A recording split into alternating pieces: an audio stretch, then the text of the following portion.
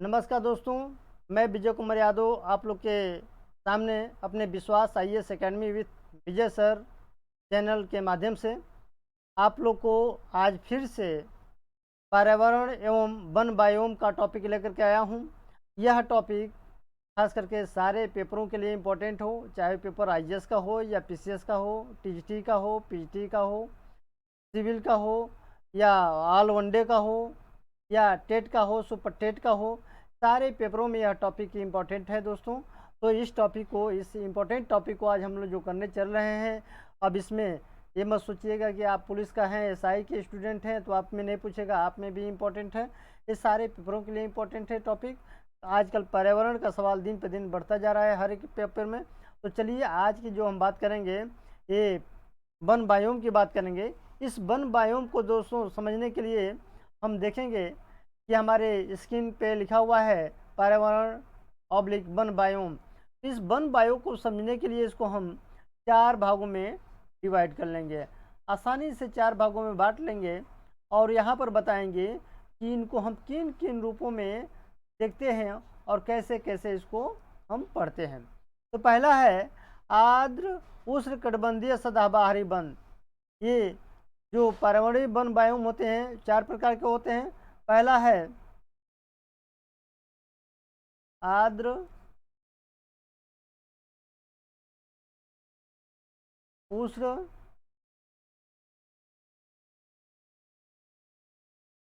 कटिबंधीय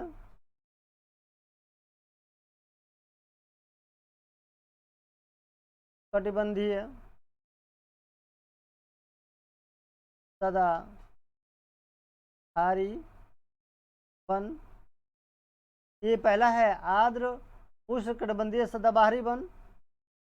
दूसरा आपका है, यह है मानसूनी बायोम। दूसरा है मानसूनी बायोम। तीसरा है आपका रूम सागरीय बायोम। रूम सागरीय बायोम। तीसरा है रूम सागरीय बायोम। चौथा है आपका टैगा बायोम। यह है टैगा बायोम। तो दोस्तों हम इसमें देखते हैं आर्द्र उष्ण कटिबंधीय सदाबहारी वन जो हैं यह कैसे हैं, किन रूपों में है।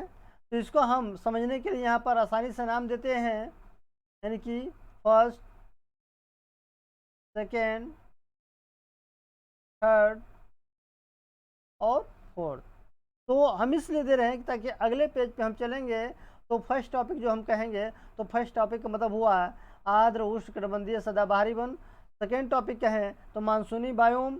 थर्ड टॉपिक कहें रूम सागरी बायोम और फोर्थ टॉपिक कहें तो टैगा बायोम। तो इसीलिए हम यहाँ पर नंबरिंग दे दिए हैं। तो चलिए हम अगले पेज पे जो बात करेंगे आर्द्र उष्णकटिबंधीय सदाबहारी वन का, यानी कि फर्स्ट की जो बात करेंगे, तो इसमें हम देखते हैं पारिस्थितिकी उत्पादकता और जैव विविधता की दृष्टि से दुनिया का यह सबसे धनी बायोम होता है। यह क्या होता है? यह जो आर्द्र उष्णकटिबंधीय सदाबहारी वन है, यह पारिस्थितिकी उत्पादकता और जैव विविधता की दृष्टि से दुनिया का सबसे धनी बायोम होता है। तो इसके नीचे हम यहीं पर बड़े आराम से अगले पेज पर लिखते हैं। क्या लिखेंगे? पहले पर यहीं पर ये हम लिखेंगे एरो मार करके पहले वाले पर कि पारिस्थितिकी उत्पादकता और पारिस्थितिकी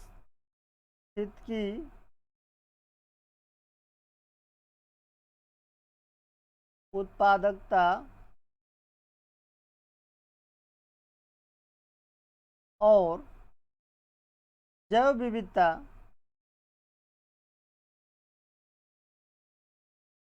विविधता की दृष्टि से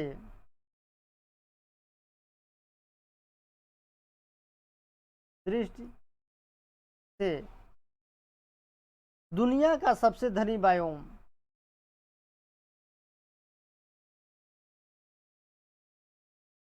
दुनिया का सबसे धनी बायोम होता है। कौन वाला? यह देखेंगे, आर्द्र उष्णकटिबंधीय सदाबहारी वन, यह पारिस्थितिकी उत्पादकता और जैव विविधता की दृष्टि से दुनिया का सबसे धनी बायोम होता है। दूसरी हम बात करेंगे दोस्तों किसकी? मानसूनी बायोम की। इस मानसूनी बायोम की बात करेंगे तो यह दूसरे नंबर का सबसे धनी बायोम है, लेकिन वनों की कटाई के कारण सबसे डिस्टर्ब और संवेदनशील बायोम यही माना जाता है। जो दिन पर दिन वनों की अंधाधुंध कटाई हो रही है, यह इस दृश्य से यह सबसे डिस्टर्ब और संवेदनशील बायोम यह माना जाता है। तो इसको समझने के लिए हम यहाँ पर लिख सकते हैं कि यह दूसरे नंबर का सबसे धनी बायोम है।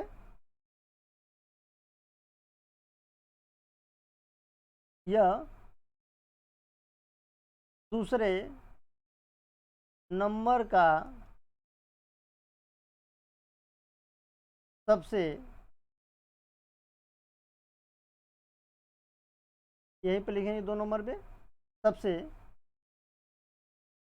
धनी बायोम है, लेकिन वनों की कटाई के कारण, लेकिन वनों की कटाई के कारण सबसे डिस्टर्ब और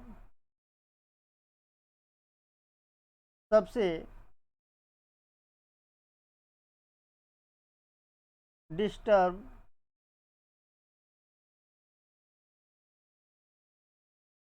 सबसे डिस्टर्ब और संवेदनशील बायोम है।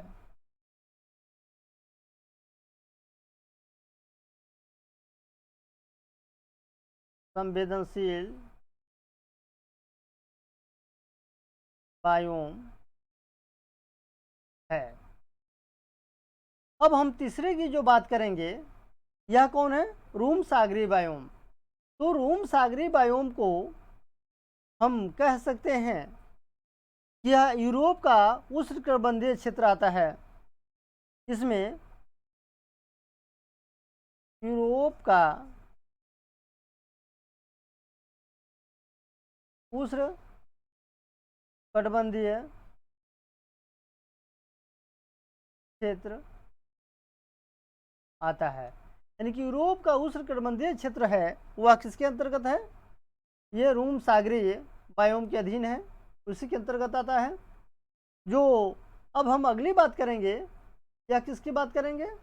यह टैगा बायोम की बात करेंगे। तो टैगा बायोम को देखेंगे, इस बायोम में नोकीली पत्ती वाले शंकुधारी वन पाए जाते हैं। इसकी लकड़ी मुलायम होती है। इन वनों का मुख्य केंद्र कनाडा है। कागज निर्माण में कनाडा का जो सबसे अच्छा क्षेत्र माना जाता है, यह है म्यूटियल क्षेत्र। तो यहाँ क्यों होता है? क्योंकि यहाँ पर इस टाइप के वन पाए जाते हैं और इसी वनों में यह सबसे अधिक निर्भरता कागज की पर पाई जाती है। तो अगली बात हम जो करेंगे, टैगा वनों की बात करेंगे, चौथा की। तो इसमें कहेंगे इस बायोम में, इस बायोम में नुकीली पत्ती वाले, यहीं पर लिख लेंगे, यहाँ पर तीसरा तो उसी में हो गया था, ये चौथा टॉपिक है। नुकीली पत्ती वाले, ये थोड़ा इसको कायदे से लिख लेते हैं, नुकीली पत्ती वाले शंकुधारी वन पाए जाते हैं। शंकुधारी वन पाए जाते हैं, पाए जाते हैं। अब यहाँ पर इनकी लकड़ी मुलायम होती है। दूसरा टॉपिक हम इसे दूसरा पॉइंट देखेंगे कि इनकी लकड़ी मुलायम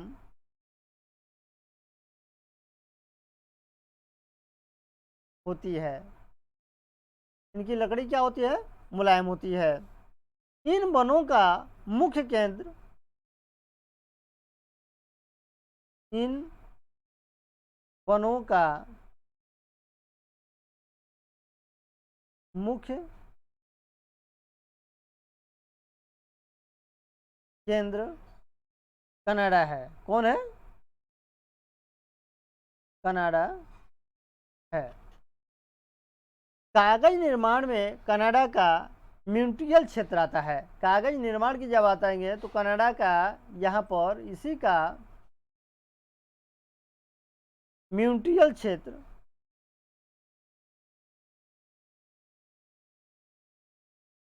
मॉन्ट्रियल क्षेत्र इंपॉर्टेंट माना जाता है। अब यही मॉन्ट्रियल क्षेत्र कागज निर्माण के लिए प्रसिद्ध होता है दोस्तों। तो अगली जो बात हम करेंगे, यह किसकी बात करेंगे? अब अगली जो बात हम करेंगे समुद्री बायोम की बात करेंगे। किसकी? समुद्री बायोम की। समुद्री बायोम। अब इस समुद्री बायोम को जो देखें तो इसको भी हम 3 भागों में आसानी से डिवाइड कर लेंगे और इसी में हम लिखते और समझते चलेंगे। पहला है प्लैंकटन,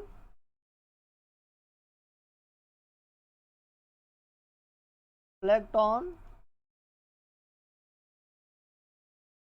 पहला क्या है? थोड़ा इसको कायदे से लिख लिया जाए। पहला है प्लैंकटन,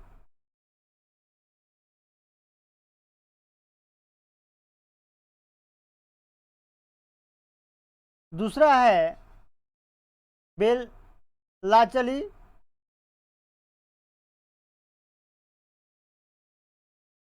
बेलाचली, तीसरा है नेक्टस।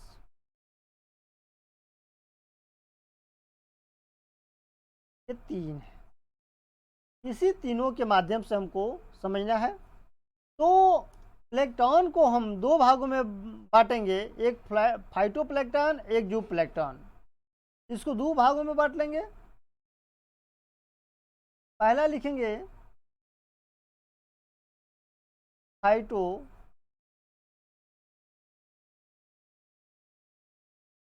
प्लैंकटन,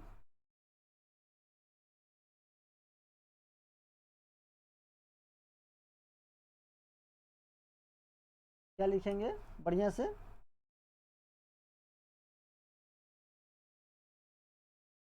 फाइटो प्लैंकटन, फाइटोप्लैंकटन है। और दूसरा है जूप्लैंकटन, जू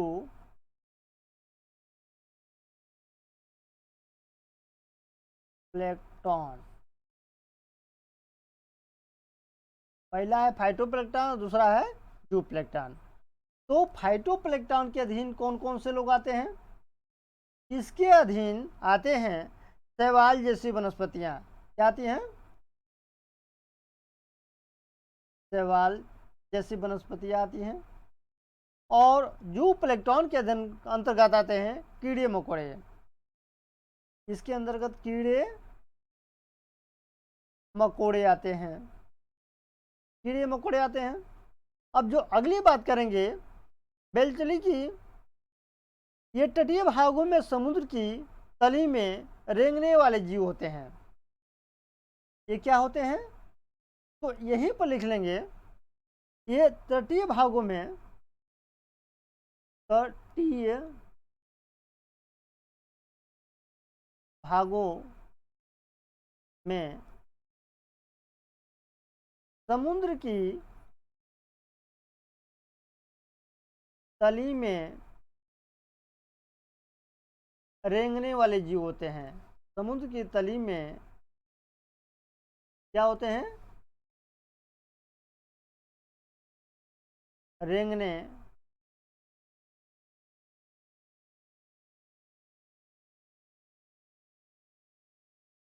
वाले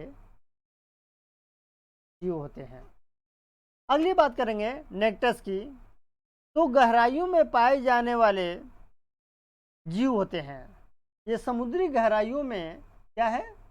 ये पाए जाने वाले जीव होते हैं। गहराइयों में पाए जाने वाले जीव होते हैं। समुद्री गहराइयों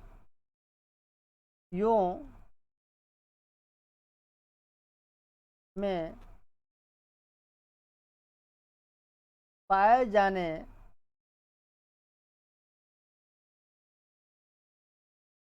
वाले जीव होते हैं। ये समुद्री गहराइयों में क्या होते हैं? पाए जाने वाले जीव होते हैं। तो चलिए दोस्तों, इसी को हम एक बार रिपीट करते हैं और आपको एट ए ग्लेंस बताते हैं कि जो हम वन बायोम को देख रहे थे, इसे 4 भागों में बांटे। पहले भाग को कहे आर्द्र उष्णकटिबंधीय सदाबहारी वन, दूसरे को कहे मानसूनी बायोम, और तीसरे को कहे रूम सागरीय बायोम, चौथे को कहे टैगा बायोम। तो आर्द्र उष्णकटिबंधीय सदाबहारी वन या बायोम की जो बात करेंगे, इसमें क्या है? इसके अंतर्गत हम देखें और आपको बताएं कि यह पारिस्थितिकी उत्पादकता और जैव विविधता के दृष्टि से दुनिया का सबसे धनी बायोम होता है। दूसरे की जो बात हम किए वह कौन है? वह है मानसूनी बायोम। यह दूसरे नंबर का सबसे धनी बायोम है, लेकिन वनों की कटाई के कारण सबसे डिस्टर्ब और सबसे संवेदनशील बायोम माना जाता है। तीसरे की जो बात हम किए रूम सागरीय बायोम की, तो इस रूम सागरीय बायोम का यूरोप का उष्णकटिबंधीय क्षेत्र आता है, और यह खास करके ये जो भूमध्य सागरीय वाला भाग है, उसी भूमध्य सागरीय वाले क्षेत्रों में यह पाया जाता है। अगली जो बात हम करेंगे टैगा बायोम की, तो इस बायोम में नोकीली पत्ती वाले शंकुधारी वन पाए जाते हैं, जिनकी लकड़ी बहुत ही मुलायम होती है, और इन वनों का केंद्र होता है कनाडा, और कनाडा का मॉन्ट्रियल क्षेत्र खास करके यह कागज निर्माण के लिए, यहीं पर लिख लेंगे, कागज निर्माण के लिए जाना जाता है। किसके लिए? कागज निर्माण के लिए जाना जाता है। अगली जो बात हम करेंगे एक किसकी करेंगे? समुद्री बायोम की। तो समुद्री बायोम को भी हम 3 भागों में बांटे। पहला भाग बांटे प्लैंक्टन, दूसरा है बेल्जली और तीसरा है नेक्टस। तो प्लैंक्टन को भी 2 भागों में बांटे, एक फाइटोप्लैंक्टन, एक जूप्लैंक्टन। शैवाल, कीड़े मकोड़े, शैवाल जो होते हैं वह किसके अंतर्गत आते हैं? फाइटोप्लैंक्टन के अंतर्गत आते हैं। जूप्लैंक्टन के अधीन जो कीड़े मकोड़े आते हैं। और बेल्जली या तटीय भागों में समुद्रों की तली में गहराइयों में रहने वाले क्या होते हैं? जीव होते हैं, जो रेंगते रहते हैं। नेक्टस क्या है? समुद्री गहराइयों में पाए जाने वाले जीव होते हैं, जिनको हम नेक्टस कहते हैं। तो चलिए दोस्तों, आज मैं इसी कड़ी में जो अपना इस पर्यावरण वन बायोम एवं समुद्री बायोम के बुक को बताया हूँ, यह क्लास मुझे जहाँ तक आशा है कि आपको बहुत ही अच्छी लगी होगी, और यहाँ से सवाल अक्सर पूछे जाते हैं, तो इसलिए यह टॉपिक इम्पोर्टेंट होता है, और छोटे छोटे इंपॉर्टेंट टॉपिकों को आप नोट्स बनाते जाइए, कलेक्ट करते जाइए। मैं दावे के साथ कहता हूँ कि यही नोट्स आपके लिए एक दिन सहायक सिद्ध होगा, और इसी से आपकी नैया पार हो सकती है दोस्तों। तो चलिए, इसी के साथ हम आपसे इजाज़त लेना चाहते हैं। जय हिंद दोस्तों।